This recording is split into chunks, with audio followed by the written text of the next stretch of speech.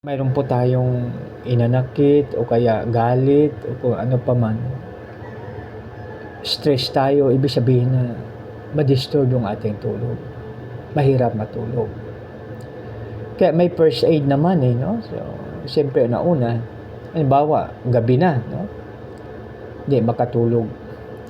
So, pwede naman na humingi tayo ng tawad kay Lord dahil kay Lord tayo nagkasala, no? Tapos, kausapin natin sa isip lang natin, no? Humingi tayo ng tawad doon sa tao. So, kausap natin ay si Lord, no? So, pag yan ang gagawin natin, maganda, no? So, dahil masarap po ang ating tulog. Kasi pag halimbawa, hindi tayo magpatawad, ma-disturb yung ating tulog. Pag ma-disturb ang ating tulog, tayo naman po ang apektado, no? Kaya dapat hindi talaga, no? Kasi mahirap. Kaya dapat siya, no?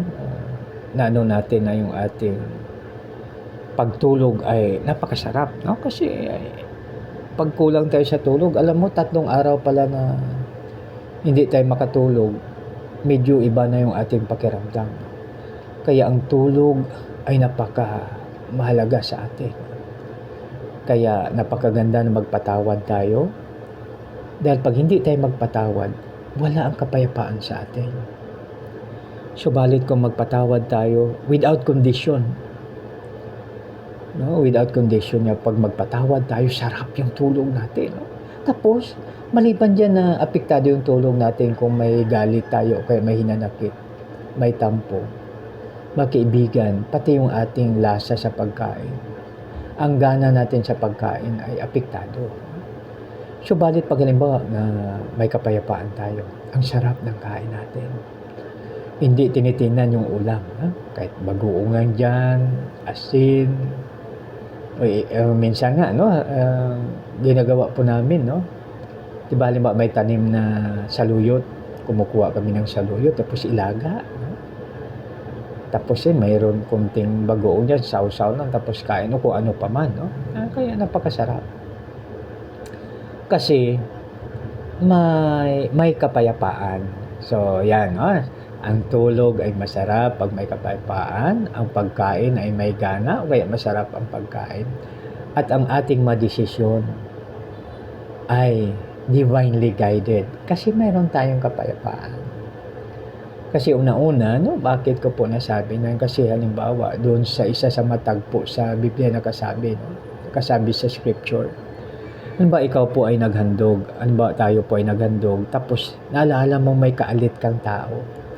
Alam mo ba ang instructions doon, makaibigan? Sabi niya, itabi mo po muna ang iyong ihahandog at saka puntahan mo muna ang taong iyong kaalit at yung kaalit mong tao, mag-usap po muna kayo, ibig sabihin magpatawaran at pag okay na, ikaw ay babalik at saka ihandog ang iyong dapat ihandog. So yan, di ba napakaganda, no? Kasi nagbibigay tayo tapos may sama tayo ng loob doon sa iba. So, gusto ng ating Panginoon, mga kaibigan, mag-offer tayo. Mayroon po tayong kapayapaan upang masaya tayong maghandog kung ano man po ang ating ihahandog, no? Mula sa ating puso, no? So yan, no? Di ba napakaganda, mga kaibigan, pag yan po ang gagawin natin, no? So, sa ngayon, no, isa pa sa mga sinabi ng ating Panginoon, makita natin sa moral na gabay.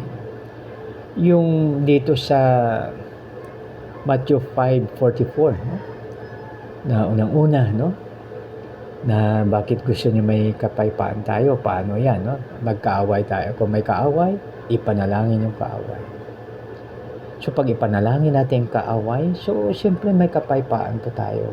Kasi mawala ang galit kasi pinipray mo siya. So, hindi naman pwede ipag-pray natin na galit tayo doon sa tao na yun. So, kaya ibig sabihin na napatawad mo na siya, no? Tapos ano pa, no? Love, no? I-pray, tapos love. I mean, love your enemy, no? So, yan, mga kaibigan, no? So, sa sinabi na yan na love your enemy, lalong-lalo na within the family or the clan, no? So, yan, no? Kasi na-explain ko, halimbawa, magpinsan, nag-away. So, dapat ma-resolve ka agad yan. Kung mayroon mang mga gusot o kung ano man, pag-usapan. Kasi lahat naman ay anumang gusot ay makuha natin sa magitan ng pag-uusap, no? 'Di ba pag mayroong pag-uusap, napakaganda, no? Kasi malaman mo yung kalooban ng isa, ang isa naman ay masabi ko ano kalooban. Kaya yan, no? So pray, tapos love, tapos yung umuusig sa iyo ay ano siya, no? Gawa ng mabuti at pagpalain. So yan, ibig sabihin doon yung pag-isuma total, no, natin mga kaibigan. Ang gusto lang dyan, ito ang guide para tayo ay magkaroon ng kapayapaan. So, lalong-lalo na yung mag-asawa. No? Pag-i-apply natin yung iba sa mag-asawa. Sabi nga dito sa moral na gabay, mahalin ang kaaway. Lalo pa kaya ang asawa natin. Ang asawa ng, ang misis ng mister. Parang magandang word siya. Ang misis ng mister. O kaya ng mister ng misis. So, yan.